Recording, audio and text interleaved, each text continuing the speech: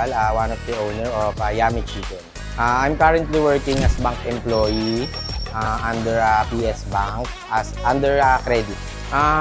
Actually, Yummy Chicken is introduced by my sister. Wala talaga kaming idea kasi kung anong itatayong business. Nag-deep search lang hanggang nakita namin yung Yummy Chicken.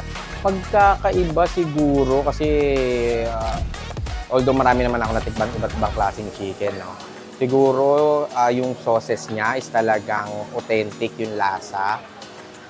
And yung chicken din mismo is maliban sa crispy, juicy, hindi inside din talaga. Kaya mas naging okay sa akin nung natikman ko siya. Ngayon, ang natikman ko pa lang naman kasi is yung soy garlic at saka yung sweet chili. And nagustuhan ko talaga siya. Advice siguro, focus lang sa dream and tiwala sa sarili. And porsigido lang sa mga gustong gawin sa buhay para makamit yung mga pangarap. Yun, open na ang Yummy Chicken.